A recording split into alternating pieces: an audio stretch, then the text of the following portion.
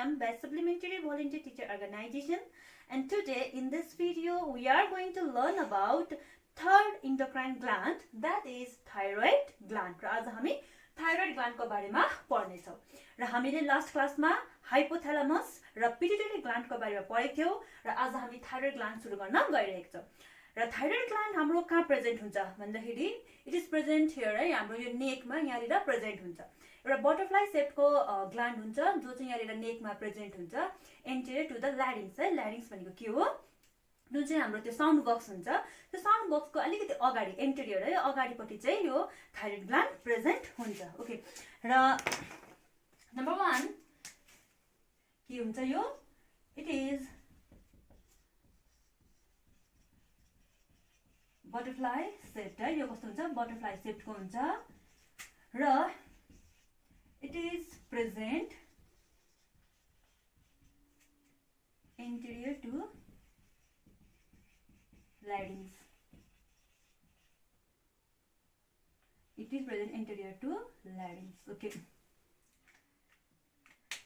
र जुन चाहिँ घाँटीमा है ल्यारिङ्सको अगाडिपट्टि यो प्रेजेन्ट हुन्छ है र यहाँनिर हामीले हेर्यौं भने एउटा बटरफ्लाई जस्तै है यसरी यो दुईटा उयो भएको बटरफ्लाई शेपमा यसरी यहाँनिर थाइरोइड ग्ल्यान्ड प्रेजेन्ट हुन्छ र हामीले यहाँ देखिरहेको छौं है यसको कतिवटा लोब छ एउटा दुईटा भनेपछि थाइरोइड ग्ल्यान्डमा कतिवटा लोब प्रेजेन्ट हुन्छ दुईटा लोब टु लोब है दुईटा लोब्स प्रेजेन्ट हुन्छ यसमा र थाइरोइड ग्ल्यान्डको अब यो भयो मेन एउटा क्यारेक्टर है अब यसको के हेर्नेछ हामी हर्मोन थाइरोइड ग्ल्यान्डले निकालेको हर्मोनको बारेमा हामी हेर्नेछ मेनली यसले थाइरोइड ग्ल्यान्डले तीन प्रकारको हर्मोन निकाल्छ है र के हो ट्राइआयोडोथाइरोनिन जसले हामी T3 भनेर पनि भन्छौं है र अर्को हुन्छ थाइरोक्सिन जसलाई हामीले T4 पनि भन्छौं र अर्को हुन्छ क्याल्सिटोनिन है र अब के हुन्छ त हेर्नुस् है जुन चाहिँ यो ट्राइआयोडोथाइरोनिन छ है यो ट्राइआयोडोथाइरोनिन र जुन चाहिँ यो थाइरोक्सिन छ यो दुईटा हर्मोन चाहिँ इम्पोर्टेन्ट हर्मोन हो है र जुन चाहिँ थाइरोइड ग्ल्यान्डबाट निक्लिँदा यो T3 र T4 ले चाहिँ इम्पोर्टेन्ट रोल प्ले गर्छ अथवा यसको चाहिँ काम ज्यादा छ के हुन्छ भन्दाखेरि फर्स्टमा जुन चाहिँ यो थाइरोइड ग्ल्यान्ड छ थाइरोइड ग्ल्यान्डबाट कुन चाहिँ हर्मोन निक्लिन्छ T4 अर्थात् थाइरोक्सिन निक्लिन्छ यो के फर्ममा हुन्छ इनएक्टिभ फर्ममा हुन्छ र जब यो कहाँ जान्छ किडनी अर लिभरमा पुग्छ है त्यसपछि यो जुन चाहिँ T4 छ यो केमा हुन्छ एक्टिभ हुन्छ है र कतिवटा हर्मोन हेर्नुस् है सबै T4 हैन है सम अमाउन्ट अफ T4 चाहिँ केमा हुन्छ कन्भर्ट भइन्छ एक्टिभ फर्ममा कन्भर्ट हुन्छ जसले हामी के भन्छौं ट्राइआयोडोथाइरोनिन भनेर भन्छौं र अब यो दुईटा जुन चाहिँ T3 पनि प्रेजेन्ट हुन्छ र T4 पनि प्रेजेन्ट हुन्छ र यो T3 र T4 मिलेर चाहिँ यहाँ बडीमा फंक्सन्सहरु गर्न थाल्छ र अब के फंक्सन्स गर्छ त नम्बर 1 इट रेगुलेट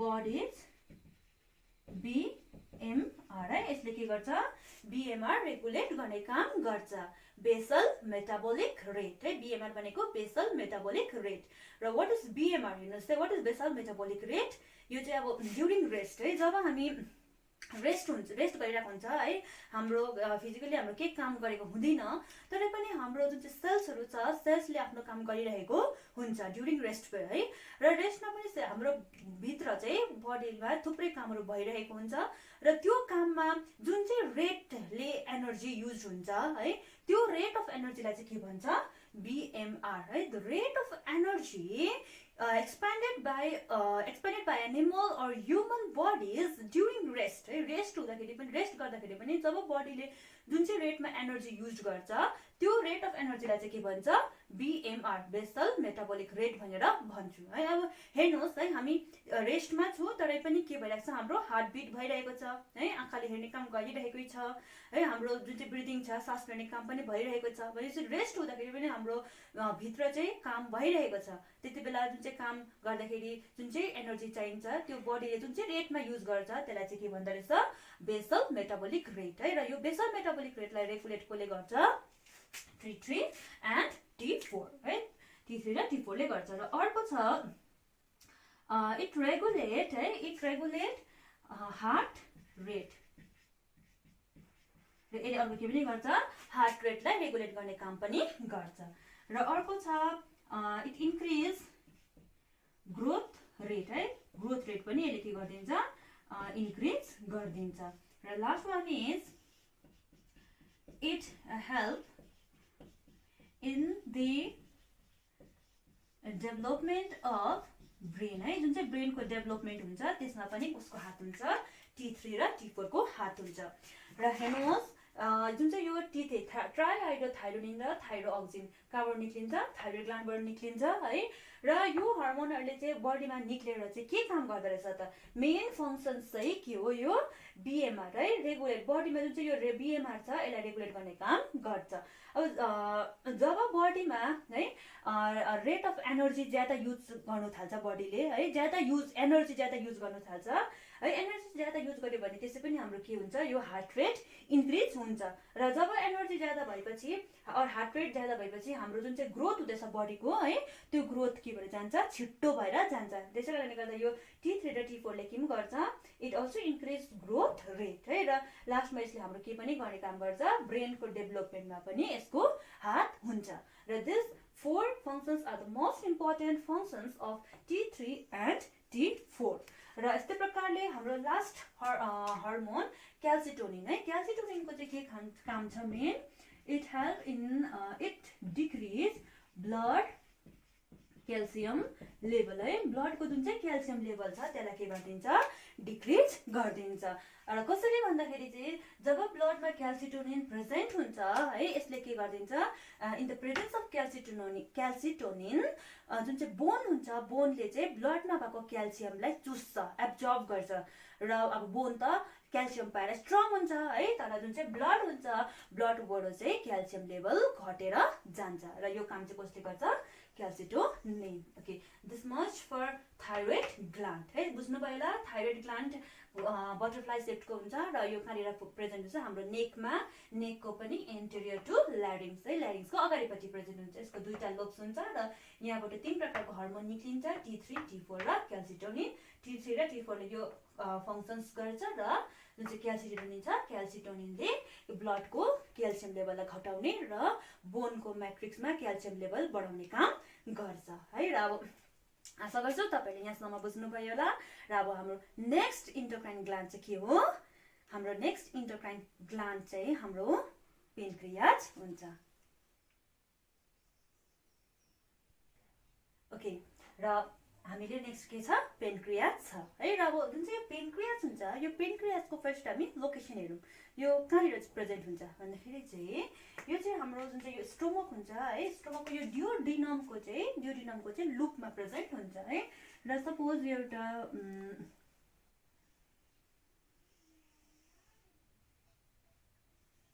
स्टोमक भयो है, स्टोमकको यो जुन चाहिँ ड्युओडेनम छ, यो ड्युओडेनमको चाहिँ लुपमा है, यो भयो यो ड्युओडेनमको जुन चाहिँ छ, यो ड्युओडेनमको लुपमा चाहिँ यसरी प्रेजेन्ट हुन्छ।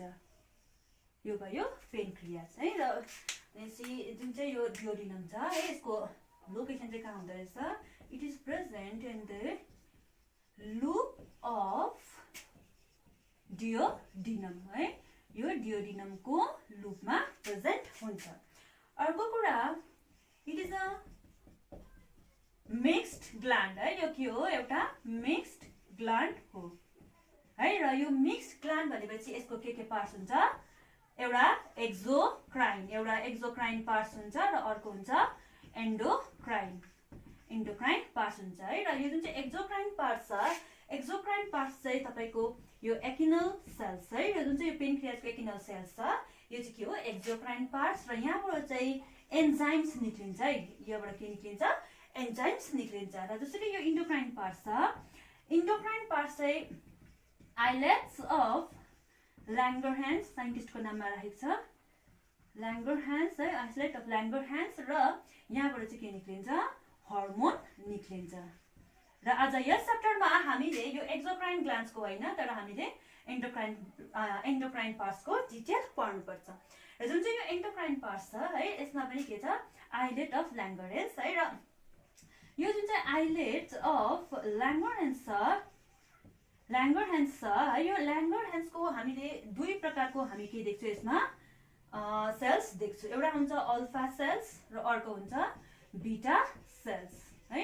र अल्फा सेल्स जुन चाहिँ हुन्छ, अल्फा सेल्सबाट ग्लुकागोन कुन चाहिँ हर्मोन निक्लिन्छ, ग्लुकागोन। र बीटा सेल्सबाट त्यसरी नै कुन चाहिँ हर्मोन निक्लिन्छ, इन्सुलिन है। यहाँनिर भन्दैछु मैले तपाईँलाई अघि नै भनेको छु, जुन चाहिँ यो आइलेट्स अफ ल्याङ्गरह्यान्स छ, यो इन्डोक्राइन पार्ट्स हो र यहाँबाट के निक्लिन्छ, हर्मोन निक्लिन्छ है। र आइलेट्स अफ ल्याङ्गरह्यान्स दुई प्रकारको सेल्सले बनिएको हुँदो रहेछ, एउटा अल्फा सेल्स अर्को बीटा सेल्स। र अल्फा सेल्सबाट कुन चाहिँ हर्मोन निक्लिन्छ, ग्लुकागोन। र जुन चाहिँ बीटा सेल्स छ, बीटा सेल्सबाट निक्लिन्छ तपाईँको इन्सुलिन हर्मोन निक्लिन्छ है। र जुन यो दुई प्रकारको हर्मोन है, ग्लुकागोन र इन्सुलिन हर्मोन हुन्छ, यसले चाहिँ हाम्रो ब्लडको सुगरलाई के गर्ने गर्छ, रेगुलेट गर्ने काम गर्छ।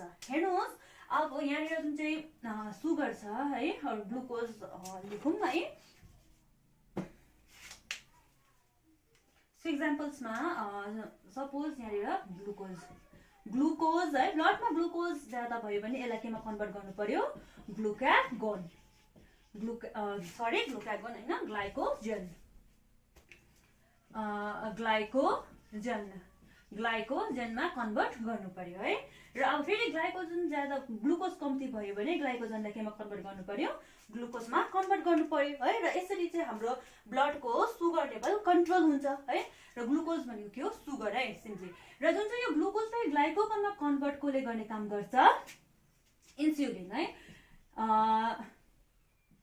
इन्सुलिनले के गर्ने काम गर्छ, ग्लुकोजलाई ग्लाइकोजनमा कन्भर्ट गर्ने काम गर्छ। वेयरएज फेरि ग्लाइकोजनलाई ग्लुकोजमा कन्भर्ट गर्ने काम कसले गर्छ, ग्लुकागोन हर्मोनले गर्छ है। र भनेपछि यहाँनिर के भयो, जुन चाहिँ सुगर छ, सुगरलाई रिड्युस गर्ने काम है, भनेपछि ग्लुकोजलाई ग्लाइकोजन भनेपछि चाहिँ ग्लुकोज रिड्युस भयो ब्लडमा, भनेपछि यो गर्ने काम कुन चाहिँ हर्मोनले गर्यो, इन्सुलिनले।